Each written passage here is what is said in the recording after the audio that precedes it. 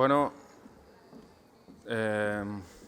gracias a los que permanecéis en la sala.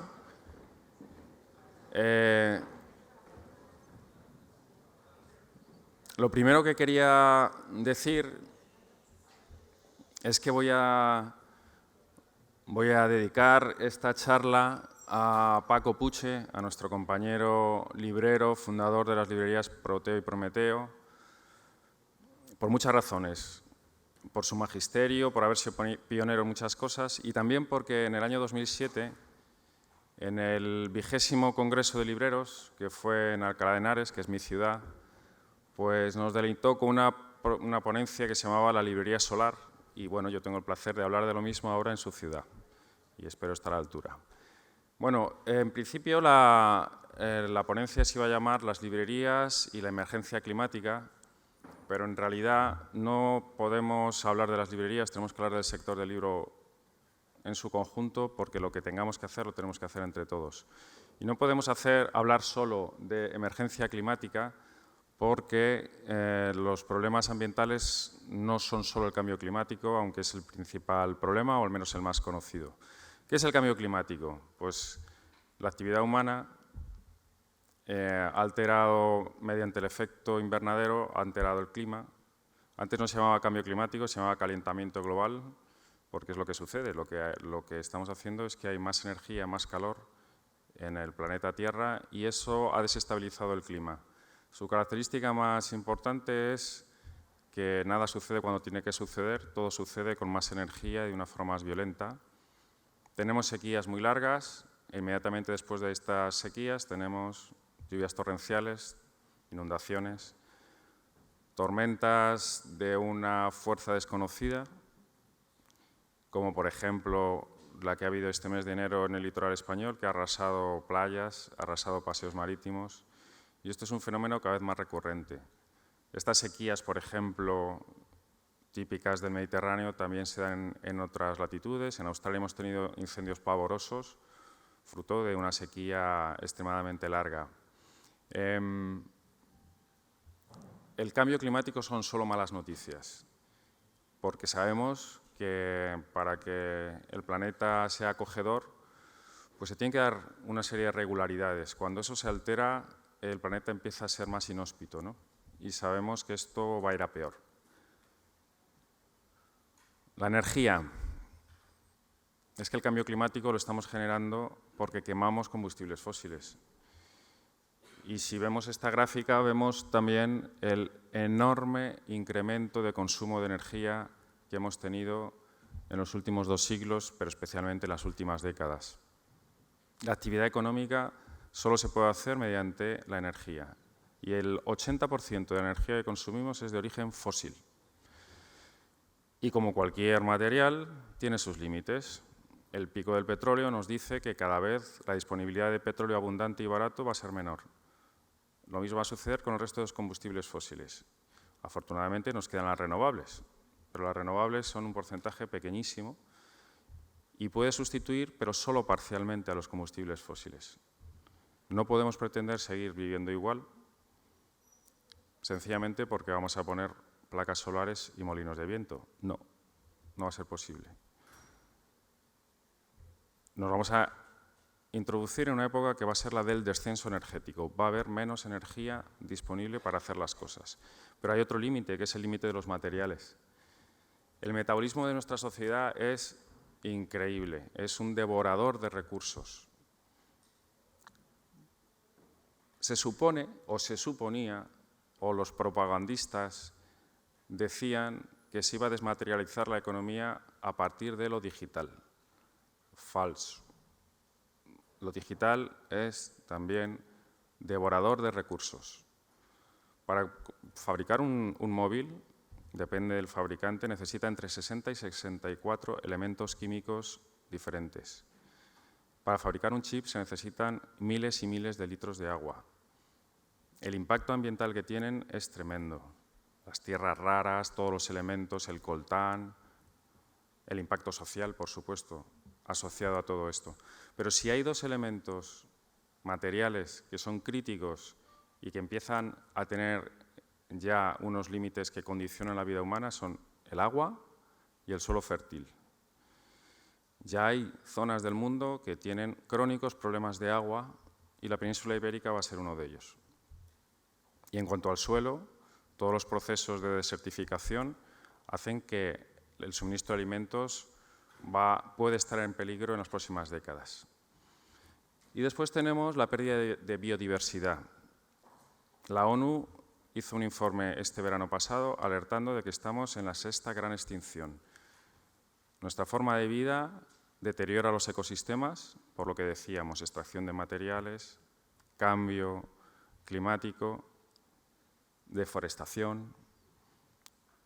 Y si deterioramos la vida, lo que los ecosistemas proporcionan para la vida humana, cosas tan básicas como que el agua sea potable o que el aire sea respirable o la polinización de las plantas que producen alimentos, todo eso está en riesgo. Y todo eso lo estamos causando nosotros con nuestra forma de vivir, con nuestro sistema económico. Y no lo digo yo, lo dicen los científicos, ¿no?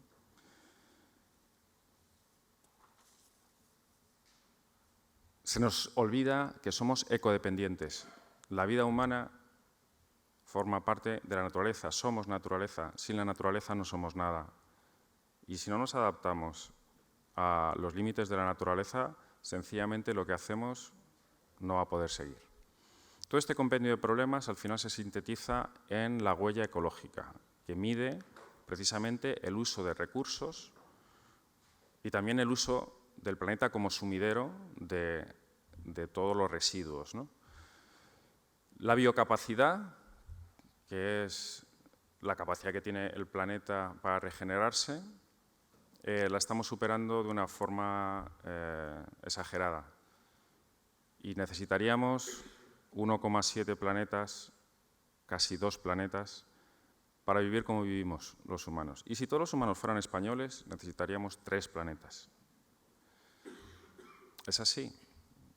Y no podemos pretender que podemos seguir viviendo así, porque a donde nos estamos encaminando a gran velocidad es al colapso. Esto no es una palabra divertida, pero es estrictamente la realidad. Ya las instancias políticas empiezan a asumir que esto es cierto y que hay que reducir, hay que descarbonizar la economía. Pero hay un error de concepto. No podemos seguir viviendo igual. No es verdad que vayamos a poder adaptarnos a los límites del planeta si pretendemos hacer lo mismo. Nuestro sistema económico, la globalización y el capitalismo lo mueve todo a grandes distancias. Lo que más contamina es la velocidad, que es trasladar cosas encima rápido. Y nuestro sistema económico se basa en eso, en el consumo y en la velocidad. ¿Cuál es la opción? Adaptarnos a la capacidad del planeta, el decrecimiento.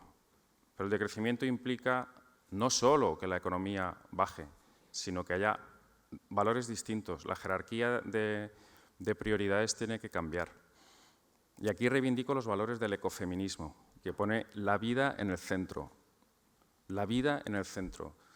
Y si la vida está en el centro, tenemos que hablar de cuidados, tenemos que hablar de lo que hace posible que la vida siga.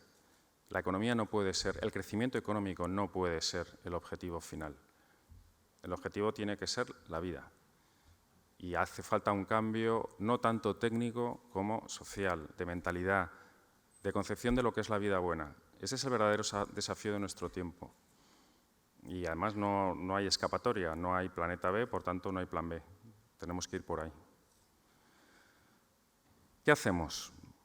Consumir menos para vivir mejor. Ese tiene que ser el objetivo. ¿Y cuáles son los principios de actuación que tenemos que seguir? Bueno, las famosas 3 R's, ¿no? Tenemos que reducir, tenemos que reutilizar y tenemos que reciclar. ¿Cuál es el conocimiento colectivo de lo que es ser ecológico? Reciclar.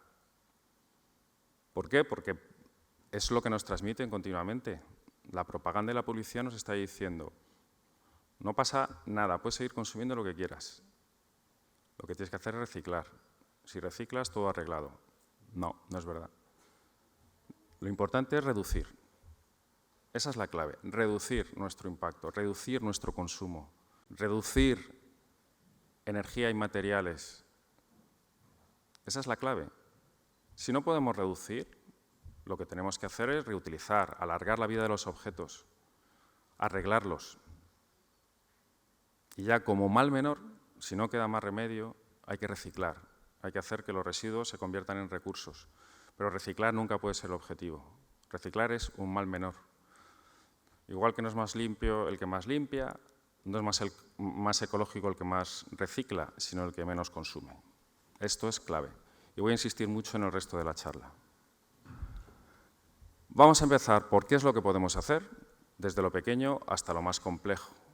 Lo primero, en los espacios en los que habitamos, pero también en nuestras librerías, editoriales, distribuidoras, para reducir el consumo eléctrico vinculado a la climatización, lo que hay que hacer es aislar. Si utilizamos dinero en aislar, es un dinero utilizado para siempre y nos vamos a ahorrar energía siempre, en verano y en invierno. Es algo sencillo, pero es clave. Y vamos a economizar, vamos a ahorrar dinero también a medio plazo. Lo siguiente, tecnología eficiente.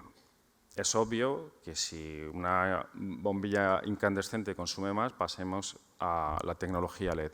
Pero cuidado con la tecnología. En primer lugar, la tecnología, sobre todo la compleja, devora recursos. Devora recursos. En segundo lugar, si buscamos solo la eficiencia, nos podemos encontrar con una cosa que se llama el efecto rebote. Más técnicamente, la paradoja de Jevons, que es: quitamos una bombilla incandescente, ponemos una LED que consume 5 veces menos. Vale, pues entonces voy a poner 5 bombillas LED, porque como consume menos. No, el objetivo no es la eficiencia por unidad, sino el conjunto. Tenemos que reducir nuestro consumo y tener siempre una mirada crítica a la tecnología. Hablaremos también más de ello. ¿Tenemos que pasar de las energías sucias a las fuentes renovables? Por supuesto que sí. Hay que intentar ir a producción fotovoltaica, autoconsumo. Hay opciones de cooperativas eléctricas que suministran exclusivamente energía de origen renovable.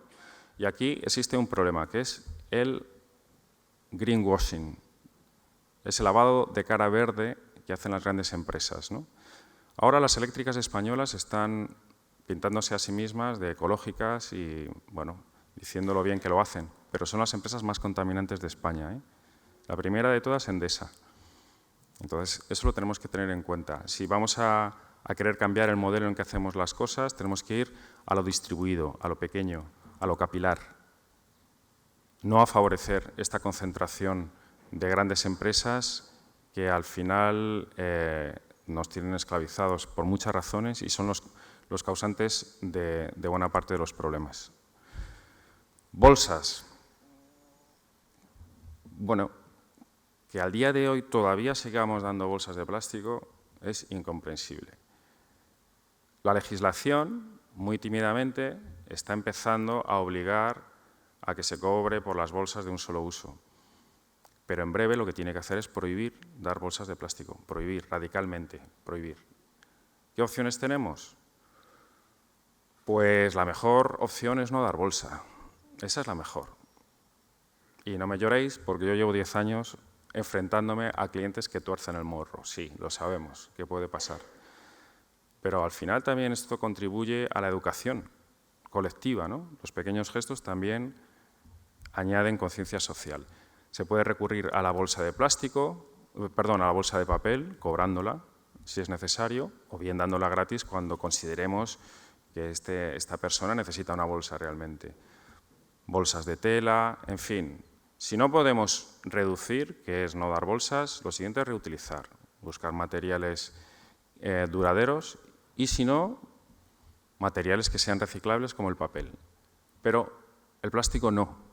El plástico está acabando con la vida en los mares. Es una lacra y hay que sustituirla definitivamente. La electrónica. No sabemos hacer nada sin aparatos electrónicos. Pero estos aparatos electrónicos nos han vendido la maravilla de la innovación, que quiere decir que continuamente hay que cambiarlos porque se quedan obsoletos. Eso se llama obsolescencia programada. Y toda esta basura que generamos no la vemos porque la mandamos a África, a países que se lo comen, envenenando acuíferos y teniendo población que vive con eso. Pero todo eso es nuestro. Tenemos que alargar la vida de los objetos de una forma clara de los aparatos electrónicos. Internet. Bueno, otro de los mitos de nuestro tiempo es que Internet es inmaterial, Internet es ecológico, que es mucho mejor lo digital que el papel, lo digital que lo analógico. Falso, otra de las falsedades, ¿no? Resulta que Internet tiene un consumo eléctrico y, por tanto, unas emisiones de gases de efecto invernadero que van creciendo cada día, pero ya están al nivel de toda la economía de Alemania. Pero así no vamos a resolver los problemas. Tenemos que tener claro, primero reducir, luego reutilizar.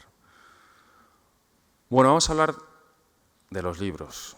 Este es un diagrama de la huella de carbono de un libro. Como vemos, casi la mitad corresponde a los materiales.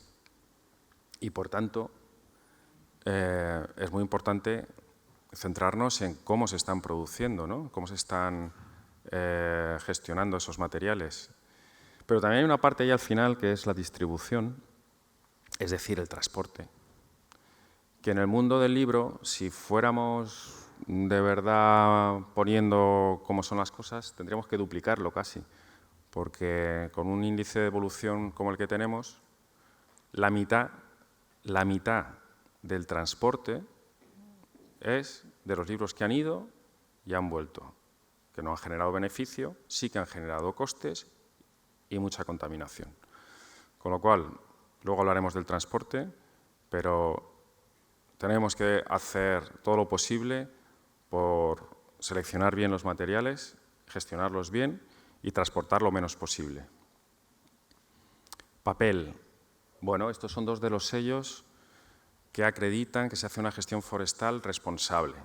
Esto debería ser una norma de obligado uso en la edición, porque el papel puede ser un aliado para la conservación de los bosques y de la biodiversidad si y solo si se gestionan con unos criterios sostenibles. Hay otro elemento que es el blanqueado con cloro, que tiene un impacto demoledor y que debería ser desterrado directamente de la práctica editorial española. Transparencia.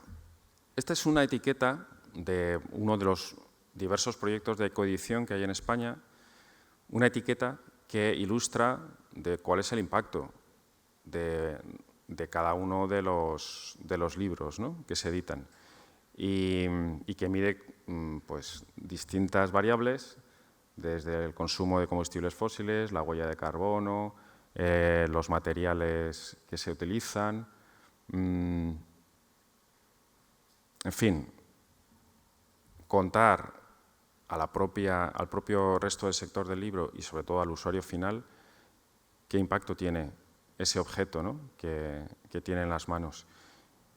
Hay una creciente conciencia ecológica que nos va a exigir que esta transparencia en la información se convierta en un estándar, en una norma.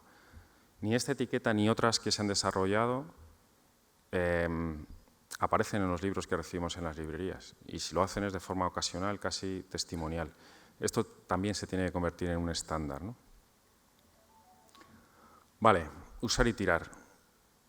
Los famosos expositores y resto de material de exposición y divulgación y promoción. ¿Cómo puede ser que a estas alturas la excusa para enviarte expositores que no has pedido es que son de cartón, luego lo puedes reciclar? Y estamos todo el día recibiendo este tipo de expositores que no queremos, que no necesitamos, o aunque los necesitemos, que acaban generando residuos continuamente. Han consumido materia prima y van a generar residuos. Tenemos que hacer esto de otra forma. Tenemos que buscar la permanencia, la durabilidad. Tenemos que hablar con editores y hacerles ver que no, que en todo caso que nos ayuden a tener mejor mobiliario en las librerías, pero usar y tirar, no. Retractilado. Que a estas alturas todavía se retractilen los libros parece increíble, pero se sigue haciendo. Esto luego es un plástico que acaba en los ríos o en los océanos. Y es absurdo. ¿Que el libro es delicado? Pues lo que habrá que hacer es diseñar mejor el libro para que no sufra. Y sobre todo, no estar poniéndose la venda antes de la herida. A lo mejor se retractila porque se piensa que el libro va a venir devuelto y entonces, bueno, pues para que en el trajín sufra menos. Bueno, pues tendremos que abordar si todos los libros que se editan hay que editarlos. De eso también hablaremos un poco más tarde. Embalaje excesivo. Supongo que es vuestro caso, porque a mí me pasa con cierta frecuencia que me llegan paquetes de estos, a lo mejor 3, 4 paquetes de la misma distribuidora, con un libro cada uno o 2. Y dices, pero ¿cuál es la lumbreras que está detrás de esto? ¿A quién se le ocurre? O también el embalaje excesivo alude a la venta por Internet. La venta por Internet tiene un impacto ambiental enorme. Por el transporte, pero también por el embalaje. Porque los libros se venden de 1 en 1 o de 2 en 2. Cartón, más cartón. No, que se puede reciclar. Que no, que la historia no es reciclar, es reducir, que tenemos que reducir nuestro impacto. Nos tenemos que convencer. Nos hemos pasado 17 pueblos y tenemos que regresar a lo que el planeta es capaz de asumir. Y hay mucho que reducir. Plástico no, gracias. ¿Cómo puede ser que todavía nos lleguen cajas que vienen con un relleno de plástico, de burbujas de aire o de gusanitos de esos de por spam? A estas alturas, ¿todavía se sigue haciendo eso? Esto hay que afearlo, yo lo afeo desde aquí, me gustaría que lo afeáramos todos y que se deje de hacer. No es admisible, sencillamente. Plástico, no, gracias. O al menos este plástico. Y transporte, una de las madres del cordero. El sector económico que más contamina, que destruye ecosistemas, que se apropia del espacio público, que emite gases de efecto invernadero, es el transporte. Con lo cual, tenemos que abordar este tema si queremos resolver la ecuación. ¿Y el transporte qué utiliza?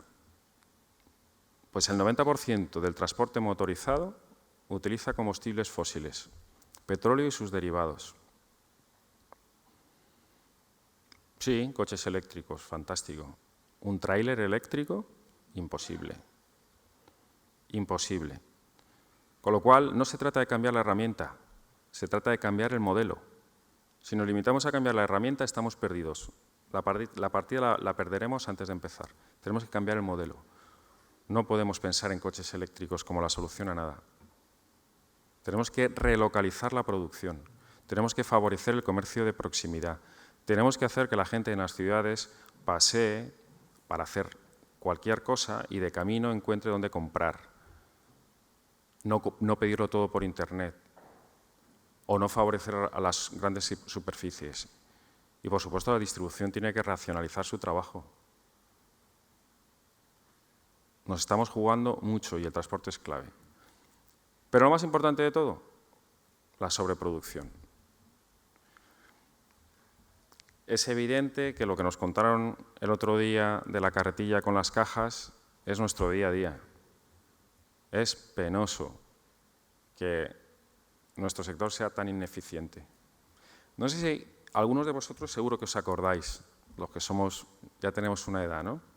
En los años 70, con la primera y segunda crisis del petróleo, el Gobierno de España hizo una campaña para fomentar el ahorro energético, que decía, bueno, ponían varios ejemplos, ¿no? Uno de ellos era una persona que abría la ducha caliente y se iba, y se veía el agua caliente cayendo. Agua caliente quiere decir consumo para calentarla. Y el lema decía, aunque usted pueda pagarla, España no puede. Bueno, pues eso es lo que pasa ahora. Aunque el sector del libro crea que puede pagar esa ineficiencia, el planeta no puede. Si no abordamos la sobreproducción, todo lo demás es tontería, es lavado de cara. Porque cada libro que se edita y que no se vende es materiales innecesarios, transporte innecesario, ruido, vida más corta para los libros que sí que valen. Es demencial, hay que abordarlo. Bueno, y finalizo diciendo que todo esto tiene que desembocar en un acuerdo del sector para adaptarnos a la nueva situación, para encoger nuestro impacto. Si no lo hacemos, lo que va a acabar pasando es que se van a imponer condiciones para las cuales no estamos preparados. Y entonces lo tendremos que hacer, pero lo haremos tarde, mal y con unas reglas de juego que va a dictar el más fuerte.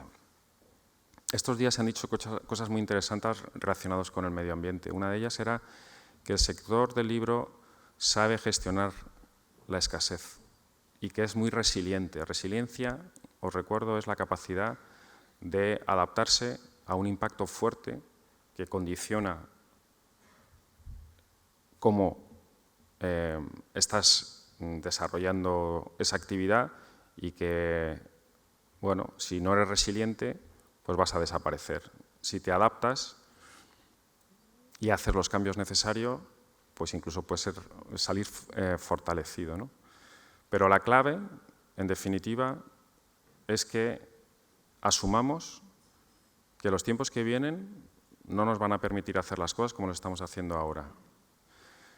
Que si las hacemos bien, incluso podemos volver a recuperar un lugar central y estratégico en nuestra sociedad, porque hay sectores mucho más contaminantes que el sector del libro en papel. Pero que si tardamos en hacerlo, lo vamos a hacer deprisa, mal, obligados y no va a salir bien. Si nos ponemos a la tarea, creo que estaremos preparados para lo que va a venir, sí o sí.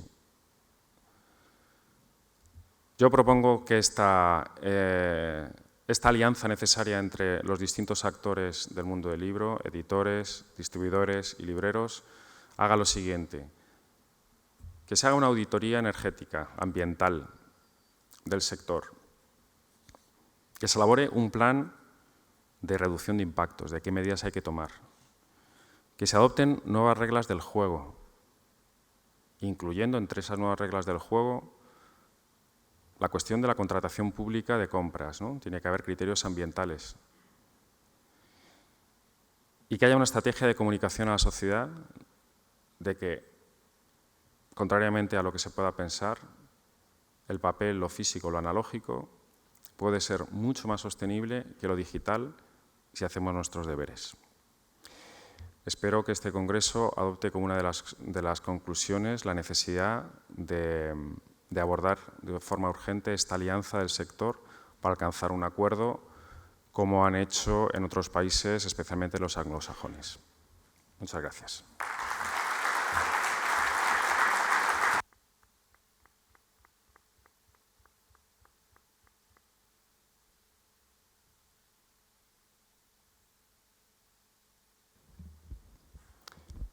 Bueno, tengo aquí a tres estupendos compañeros que representan los distintos subsectores del mundo del libro y que os voy a presentar. A mi izquierda está Daniel Oropesa, director de Logista Libros, que representa a la distribución. Luego tengo a Diego Moreno, director de la editorial Nórdica, y luego a Héctor Monterrubio, que es librero en Segovia y en La Granja de la librería Ícaro. Vamos a intentar hacer un diálogo fluido y espero que os suscite preguntas y que no sea solo el mal rato que os he dado, sino que, bueno, que haya propuestas o que os suscite algo creativo, ¿no?, para enfrentar esta situación. Yo solo he pretendido que el principio de realidad se imponga, ¿no?, que hay muchas cosas maravillosas que podemos y debemos hacer, pero tenemos que admitir los límites del terreno de juego. Diego, vamos a empezar por ti. ¿Cómo ves tú? El culpable de la mitad de la huella ecológica, ¿no? A ver, cuéntanos. ¿Crees que la realidad que pinto en cuanto a la producción es así? ¿Estáis utilizando los sellos de gestión forestal? ¿Qué estáis haciendo en la edición? Bueno, buenos días. Bueno, en el caso yo creo que la mayor parte de las editoriales de este país ya utilizan papeles que tienen los sellos FSC seguramente. Lo que pasa es lo que no hacemos habitualmente es reflejarlo en la página de créditos. De hecho, en Nórdica empezamos a hacerlo en Navidad, no lo tienen todavía todos los libros, pero lo van a tener todos los libros a lo largo de este año, porque creo que es algo que da valor también al trabajo que hacemos. Compramos papeles de calidad, en el caso de nuestros papeles de la máxima calidad, como conocéis muchos de los libros que están aquí, pero es verdad que nos estamos dando al lector la oportunidad de visibilizar ese esfuerzo que hacemos. ¿Crees que eso tendría valor o no? Primero, creo que es importante que lo sepáis los libreros, porque digamos el principal referente con el interlocutor con el que tenemos los editores son los libreros. Por ejemplo, en Nórdica, una de las cosas que hacemos, y que sabéis muchos de vosotros porque he insistido en muchos encuentros como este, es publicar en España. Y tenemos un sello, ese sello sí que lleva en todas nuestras cubiertas desde hace muchos años, porque aquí hemos hablado con frecuencia del comercio de proximidad, que es algo que yo personalmente defiendo mucho, pero también hay que la producción de proximidad. Nuestros libros se producen aquí porque contaminan menos, porque socialmente es una apuesta por el trabajo hecho aquí, por el trabajo que no es de explotación. De hecho, trabajamos con imprentas que en muchos casos son cooperativas, imprentas pequeñitas que tienen un papel importante también en sus comunidades. Pero incluso lo hacéis también en el libro infantil, que es el que muchas veces se imprime en China. Lo hacemos sobre todo en el libro infantil. De hecho, una batalla mía, que no es una crítica a los editores que hacen nada fuera, ni mucho menos. Entiendo que cada uno tenemos nuestras necesidades, en parte porque imprimir en China cuesta un 50% menos que imprimir en España.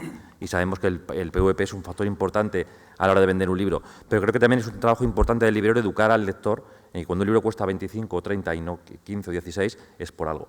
Y ese precio tiene que ver con toda la cadena. Un libro hecho en China contamina mucho más, aunque las máquinas sean fantásticas, porque aparte del poco control que hay en China, es que además tiene que venir en barco hasta Valencia y de Valencia venir en un transporte vía carretera hasta Madrid, ¿no? Con lo cual la contaminación es enorme.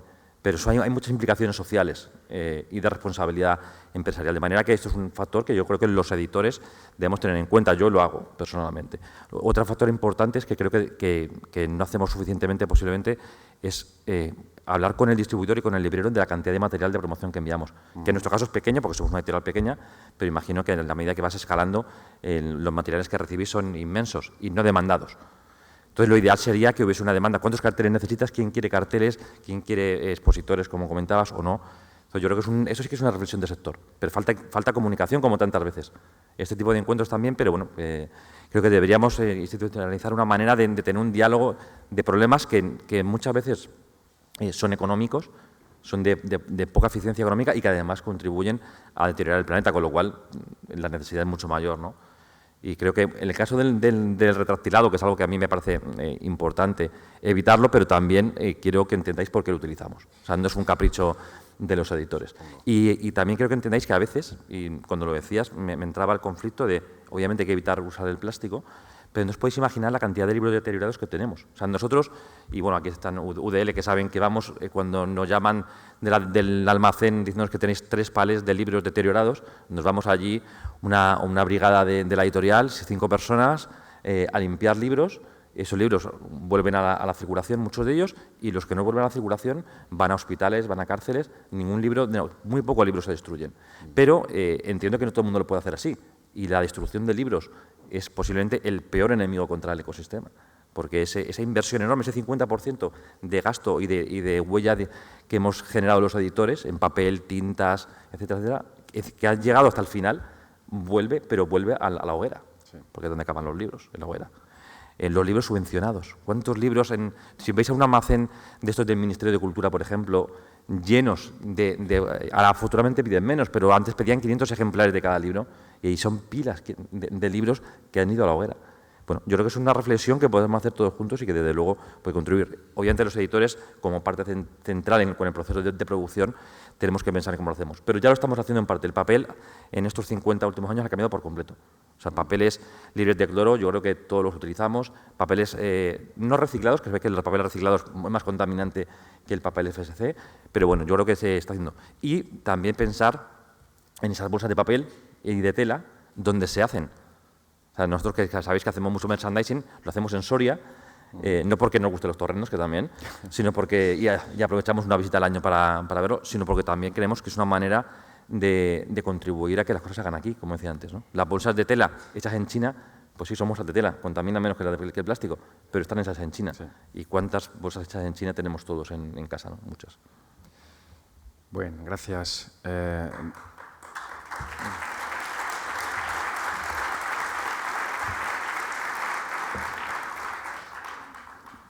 Héctor, ¿la situación que he pintado yo me pasa a mí solo o compartes que estamos sufriendo esas circunstancias de expositores que no deseamos, de embalaje excesivo? No sé, ¿cómo ves tú el tema?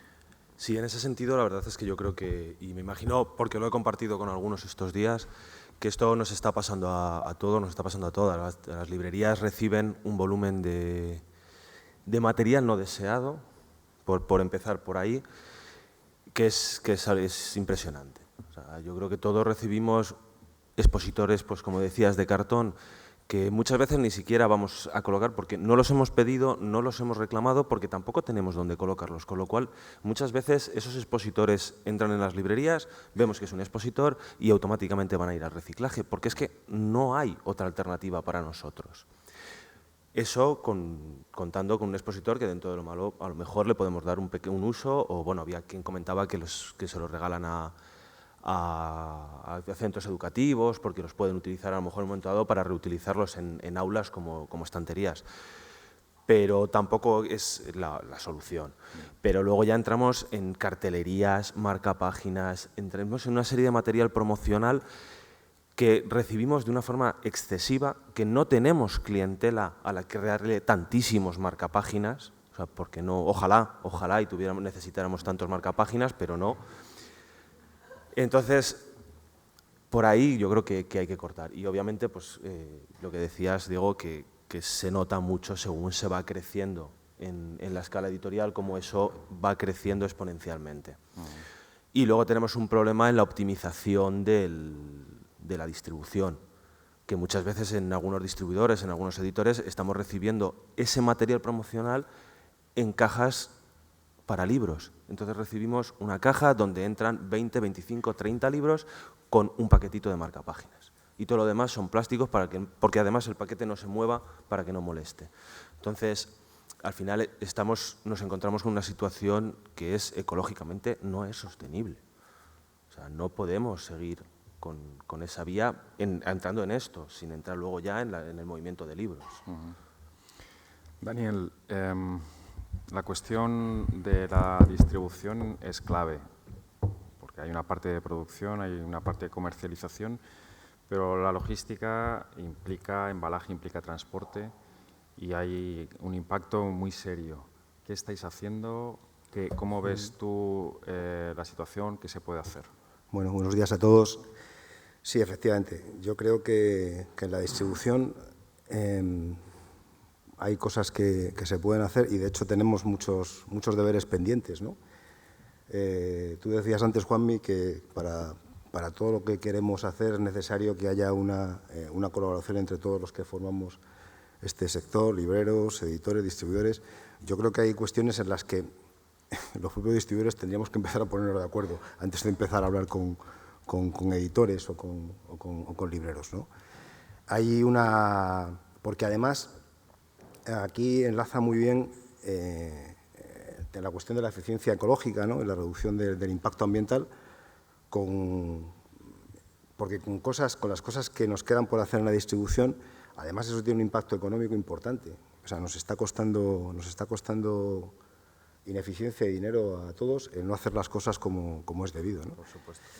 Entonces, yo creo que hay dos o tres cuestiones que son ya urgentes y que deberíamos afrontar de una vez, ¿no? Que pasan pues porque la distribución, por lo menos lo que es toda la parte operativa y la parte de envíos y demás, pues seamos capaces de concentrarla, ¿no? Porque resulta, estos días lo hemos hablado con compañeros, con vosotros y con toda la gente que está por aquí, pues que al final los puntos de venta son los que son bueno, íbamos todos los distribuidores varias veces al día y bueno, es un auténtico, yo creo que es un auténtico disparate. Deberíamos ser capaces de avanzar en esa línea, ¿no? Otra cosa es el trabajo comercial, la labor editorial, la labor comercial que hacemos en las distribuidoras, pero desde luego todo lo que es la parte, digamos, operativa y de procesos y demás, pues deberíamos ser capaces de dar un paso más, ¿no? Eso tiene que ver también con el transporte, que veíamos antes en el diagrama que nos presentabas, ¿no? El impacto que tiene. Bueno, pues esto pasa lo mismo, es decir, los procesos deberíamos concentrarlos y eso también supondría que seguramente seríamos capaces de optimizar las rutas, de que menos furgonetas fueran a las librerías y entregaran más libros y en definitiva, también el trabajo del librero pues, podría ser mucho más eficiente, ¿no? Porque yo creo que una gran parte de vuestro tiempo pues lo dedicáis a estar recibiendo diferentes transportistas que están todos muy contentos y muy felices de que no hagamos cosas y seguramente no le podéis dedicar más tiempo a vuestra librería, ¿no? Y yo creo que aquí hay mucho recorrido que hacer. Hay otras cosas en las que ya hemos avanzado, en todo aquello que, digamos, el papel es accesorio, pues sí que hemos hecho esfuerzos. Nosotros en Logista hace tiempo que apostamos por la supresión del papel, albaranes y demás, y hacemos envíos electrónicos, muchos compañeros distribuidores también lo hacen ya. Pero estas cosas, en su recuerdo que a nosotros nos costó una barbaridad ponerlas en marcha, ¿no? O sea, hubo fuertes resistencias, ¿no? Resistencias que a veces nos seguimos encontrando cuando afrontamos cambios de este tipo, ¿no? Perdón un momento, Daniel, y no quiero ser grosero, pero no me puedo callar.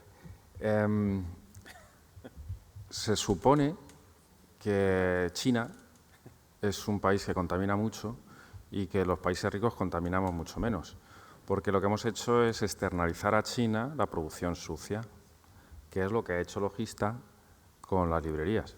Ellos no imprimen papel, pero lo tenemos que imprimir nosotros.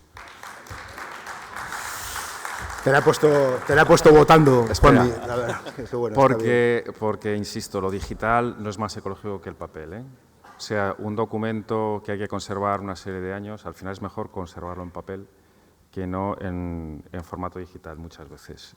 Entonces, hay que tener en cuenta que determinadas medidas hay que consensuarlas, porque si no, uno está fingiendo o está considerando que es ecológico, pero el resultado global, que es el que importa, no es exactamente así. Pero bueno, a lo que voy, más que esta amable crítica, es resaltar que tenemos que ponernos de acuerdo cuando hagamos las cosas. Y perdona. No. Luego, Juanmi, me has dejado... Esto no me lo esperaba, no me lo avisaste. No, bueno, lo siento. Pero me lo podía haber previsto. En fin, bueno, a ver, yo creo que nosotros en su momento eso no lo hicimos por una cuestión ecológica solamente, sino porque creíamos que al final íbamos a ser más eficientes todos. Supongo que también hay libreros que no imprimen los albaranes y que lo archivan de otra manera. Imagino que será así, pero bueno, es igual. El caso es que yo estoy muy de acuerdo contigo en que efectivamente en todas estas cosas nos tenemos que poner de acuerdo. Pero tú has expuesto muy bien que al final todo esto nos va a generar incomodidades a todos. Es así, estamos acostumbrados a hacer las cosas de una determinada manera. Sí, pero incluso cuando las cosas están mal y pretendes cambiarlas, pues cuesta mucho. Sí, es cierto. Cuesta muchísimo. Y no sé, evidentemente yo conozco este sector, a lo mejor pasa en otros, pero en este sector cuesta una barbaridad. Explicar las cosas y ponernos de acuerdo en cuestiones que ya sabemos que de saque van a ser incómodas, ¿no? Pero que no tenemos más remedio que afrontar. Bueno, antes no he dicho que para preparar esta ponencia he contado con la enorme ayuda de un grupo de libreras y libreros con los que hemos estado intercambiando información y hemos elaborado una serie de documentos. Pero he de decir que a partir de este momento, que voy a proponer algo, la responsabilidad es únicamente mía. porque lo que voy a proponer es polémico. Quiero abordar el tema de la sobreproducción. Y es un tema que no es fácil de abordar, pero desde luego no es fácil de abordar o es casi imposible de abordar con las actuales reglas del juego, ¿no? ¿Cuáles son las reglas del juego actuales? Pues que el editor edita lo que quiera, el librero compra lo que quiere y luego devuelve lo que quiere. Esa es la teoría. La práctica es que hay una enorme presión para que el librero compre no lo que quiere y lo que necesita, sino lo más posible de lo que se edita. Y al final, en la vida, cuando hay una estructura que está empujando en una dirección, el camino de menor resistencia es obedecer. Pero eso tiene un impacto ambiental, económico, en trabajo y cultural. La cantidad de libros malos que se editan, que ensucian el panorama, generan ruido, que no permiten que el libro bueno destaque sobre el malo porque no tiene tiempo para demostrar sus méritos. El librero no puede hacer una selección cuando está recibiendo esa barbaridad de novedades, esa avalancha. Cuando los editores dicen que han reducido la producción, a mí es que me da la risa, sencillamente. Yo tengo estadísticas en mi librería, se lo repito a todo el que se acerca, se lo digo, o sea, que alguno ya me lo habrá escuchado, de cuántos títulos pasan por mi librería a lo largo de un año y de esos títulos cuántos se venden 0 veces, 1 vez, 2 veces y así sucesivamente. Bueno, pues hace 10 años el 36% de los títulos que pasaron por mi librería no se vendieron ninguna vez. Al día de hoy, el 50%. Y eso que yo intento seleccionar y tengo una devolución algo más contenida. En definitiva, a lo que voy, todo está diseñado para que devolvamos de una forma ingente.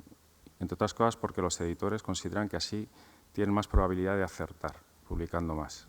Y esto nos lleva a una devolución estructural muy por encima del 30%, aunque las estadísticas la sitúen en el 30, 30 y poco. Entonces, ¿cómo hacemos para que esto disminuya? Y ahora daré la palabra a mis compañeros para ver qué opinan de lo que voy a decir.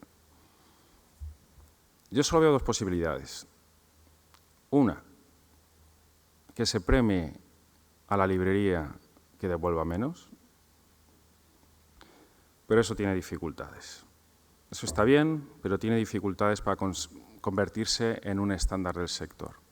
Y otra, mucho más antipática, pero creo que más efectiva. Y perdonadme, colegas libreros, y no os lo toméis a mal, dadme un poco de tiempo para explicarlo. Creo que hay que limitar el derecho de devolución, a cambio de algo. Si la librería no puede devolver lo que quiere, necesita más margen. Desde mi punto de vista, ¿qué es lo que iba a pasar si limitamos el derecho de devolución de una forma progresiva, a lo largo de unos años? Pues que el librero va a tener una motivación mucho más fuerte y más argumentos para decir al distribuidor o editor, no puedo absorber todo lo que me ofreces, seleccióname mejor, ayúdame a tener libros buenos. Y eso, al final, lo que va a generar es que se va a editar menos, se va a editar mejor. Y va a haber unos ahorros, y esos ahorros, parte de ellos al menos, tienen que ir para la librería, que es un canal que está muy escaso de margen y que al final todos esos ahorros de producción y logística pues tienen que repercutir en una medida importante en la librería. Es una provocación lo que os lanzo. Yo creo que sería eficaz, pero admito que puede ser doloroso y puede ser un cambio incómodo y por tanto solo lanzo para que debatamos sobre ello. Voy a ver qué opinan mis compañeros de mesa. Héctor. Bueno, creo que no te puedo llevar la contraria. Es cierto que las devoluciones son excesivas y que algo hay que hacer, porque ese movimiento, o sea, estamos hablando, lo que estábamos viendo del impacto en contaminación del transporte, o sea, es que a día de hoy el 25% de las emisiones que se producen en este país lo hace el transporte de mercancías y de ellas el 95% son del transporte de mercancías por carretera. Con lo cual, Puede ser muy doloroso y puede ser complicado, pero hay que buscar una fórmula de reducción. No sé si la fórmula de reducción de esas devoluciones es el limitarlo directamente o buscar fórmulas para premiarlo, o a lo mejor hay que combinar un poco y también irnos un poco a la fuente. Yo creo que todos los libreros, las libreras estáis haciendo y estamos haciendo una selección y un trabajo de optimización en nuestras novedades en la librería. De entrada, porque si dedicamos ese tiempo a optimizarlo, pues es trabajo que nos estamos ahorrando también. Sobre todo es un esfuerzo físico que nos estamos ahorrando todos. Pero también es cierto que, aunque tenemos cosas muy claras, sabemos más o menos qué público tenemos y qué vamos a vender, y también tenemos muy claro qué es lo que no vamos a vender. Y eso, cuando hacemos las novedades, no nos cuesta seleccionarlo, pero en medio hay mucho. En medio hay mucho. Y tenemos que jugárnosla. Entonces, tal vez lo que necesitamos también para poder reducir ese volumen de novedades y de ese número de devoluciones es que haya una cierta optimización en la edición.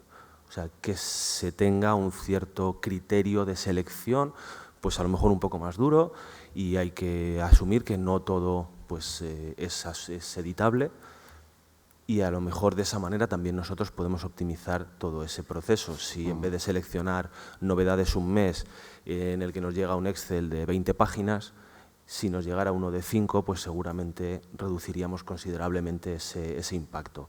Entonces, me parece que lo que planteas es algo que hay que valorar, que hay que poner encima de la mesa y que tenemos muy poco tiempo para tomar decisiones sobre ello. O sea, podemos hacerlo ahora, pero si lo dejamos pasar nos vamos a encontrar con un muro que nos van a imponer y que no nos va a gustar a ninguno. Entonces, pienso que hay que tomar esa decisión por nuestra parte, pero creo que también hay que tomar otras decisiones que fomenten esa reducción y que no solo afecten a las librerías. Ya. Uno de los consejos o de orientaciones que daba un grupo que se dedica a la ecoedición, dirigido a los editores, era que primero se plantearan si realmente tenían que publicar ese libro o no, si era necesario, si era conveniente, y que en caso de duda se abstengan. La pregunta, Diego, ¿tú crees que los editores por sí mismos, con estas reglas del juego y tal como están las cosas, van a voluntariamente reducir el número de lo que publican? No. No, obviamente. ¿Y entonces qué ¿Lo estamos hacemos? haciendo? No. ¿Somos conscientes de que hay sobreproducción? Sí. Yo llevo, no sé cuánto, ya he asistido a varios congresos de libreros, pues de editores tenemos pocos congresos, por cierto, pero y este tema es un tema recurrente. Y vas a una librería y es el tema recurrente. ¿Por qué no conseguimos bajar la producción? Me lo preguntan a mí muchas veces, pero claro, yo produzco posiblemente más de lo que debo, no tengo mucha duda tampoco en reconocerlo, pero claro, el problema es que esto es como cuando en las comunidades del clima no va China, no va Estados Unidos, no va Rusia. Bueno, podemos hablar de lo que queramos, pero los contaminantes no están. Y en esto, no digo que toda la culpa sea de los grandes grupos, pero obviamente quien más produce son los grandes grupos. Yo creo que sería estupendo tener una conversación real, porque al final, el problema es que yo creo que tenemos pocos foros de diálogo, más allá de quejas, así como eso no deja de ser una queja entre amiguetes. Luego nos tomamos unas cañas y ya está. Pero no hay foros de discusiones que podamos tomar decisiones reales. ¿Bajamos todos un 10%? Yo bajo un 10%, no tengo problema. ¿Va a bajar el planeta un 10%? ¿O random? ¿Ah? Porque eso es lo que hay que hacer.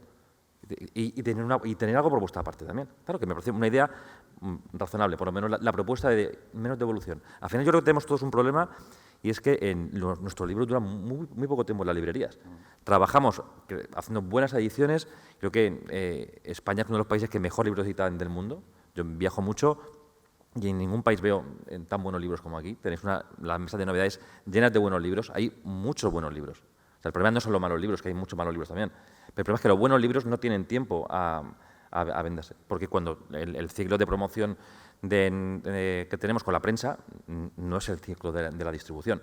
Pues el libro se ha devuelto antes de que salgan las reseñas con mucha frecuencia. Es un problema que tenemos todos. El problema es que no hay interlocución y no tomamos decisiones. Bueno, veamos cómo podamos tomar decisiones. Claro, el problema es que los pequeños no podemos liderar eso, sinceramente. Yeah. O sea, yo asumo mi parte de responsabilidad porque la tengo. Pero yo os aseguro que en Nórdica ni un solo libro de Nórdica se publica por relleno, ni uno. Ni uno. Y si veis nuestro catálogo, que todos lo conoceréis, no hay relleno. ¿Hay sobreproducción? Sí, pero no hay relleno. O sea, yo valoro cada libro porque me cuesta mucho dinero hacer cada libro. O sea, un libro ilustrado de Nórdica cuesta 15.000 euros. O sea, a mí 15.000 euros, obviamente, no me lo regala nadie. Si lo imprimo es porque creo que merece la pena. Obviamente, me gustaría que hubiese otro tipo de vida del libro mucho más razonable que la que hay ahora mismo, ¿no? Pero bueno, eso es una cosa que tenemos que reflexionar. Creo que no tenemos el tiempo nunca suficiente para reflexionar sobre estos temas que son centrales en la vida de todos los días nuestros, ¿no? Daniel, la devolución, lo que llamáis la logística inversa, sabemos todos que cuesta más que la logística directa, que enviar los libros. ¿Cómo puede ser que cuadren los números de la distribución teniendo en cuenta el ingente volumen de devoluciones y qué ahorros se podrían conseguir, ¿no? No, sí, bueno, cuadran mal los números, evidentemente. La devolución es el factor de coste más importante que tenemos. Y no solamente por lo que cuesta directamente trabajar con ese volumen de devoluciones, sino porque además en los almacenes condiciona absolutamente todos los procesos. Es decir, hay veces en mi empresa que creo que hacemos las cosas pensando más en qué tenemos que hacer para asumir de la mejor manera posible las devoluciones que tenemos que en vender los libros de la mejor manera posible, ¿no?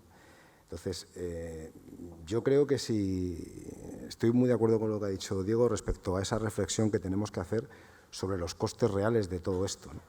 Y que tiene que ver con lo que tú también decías, Juanmi. Es decir, yo creo que al final, si realmente nos pusiéramos a echar números, y nosotros lo hacemos, y cuando te pones Ayer utilizaba una expresión, no creo que fue Miguel, lo del tema de filetear, ¿no? Pues cuando fileteas los números y ves lo que se asigna a cada uno de estos procesos, realmente es asustante. Entonces, yo creo que es urgente trabajar en este sentido, ¿no? El tema de la sobreproducción que decís, pues sí, efectivamente, también hay que ver cómo, y lo que tú decías, Diego, pues creo que tienes toda la razón. Evidentemente, hay quien tiene más posibilidades de reducir que otros, y luego también pues debemos considerar otras formas de producción que a lo mejor para determinado tipo de libros son más eficientes, ¿no? Como la impresión bajo demanda y ese tipo de cuestiones, ¿no? Bueno, seguramente hay un tipo de libros que sea la única forma de estar en el mercado, de poder estar en el mercado, ¿no? Y bueno, creo que sería bueno poner todo esto encima de una mesa y valorarlo y por dónde tendríamos que tirar, ¿no? Pero de verdad, porque esto lo hemos hablado muchas veces, pero no terminamos nunca de poner el cascabel al gato. Sí. ¿Da tiempo para alguna pregunta, Javier? No, pues alguna pregunta del público, si la hay.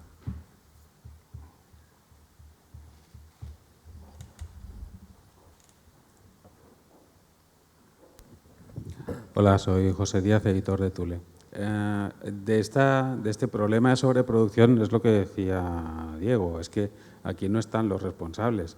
Es que la sobreproducción no es algo que caiga de los árboles, es que es una estrategia de acaparar escaparate en las librerías. Entonces es algo intencionado, es que yo no creo que sea algo accidental. Entonces, grandes grupos editoriales utilizan la sobreproducción para ocupar el poco lugar que hay en la mesa de novedades. Entonces, claro, pelea contra eso. Y además aquí no están los responsables.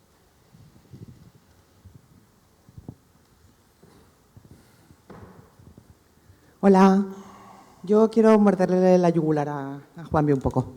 ¿Cómo? Que voy a ir contra tu yugular un poco.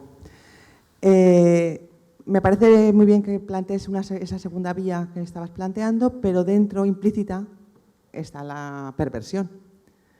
Porque si se ponen cotos a las devoluciones, tal y como ahora están contempladas, lo único que se va a hacer es potenciar los depósitos. Esa es una solución quizá para las novedades, y tampoco para todas, porque también hay quien te las puede mandar en depósito. Pero desde luego el fondo, la única solución viable para tener variedad y tener movilidad en los estantes sería implantar los depósitos, con lo cual estamos en las mismitas.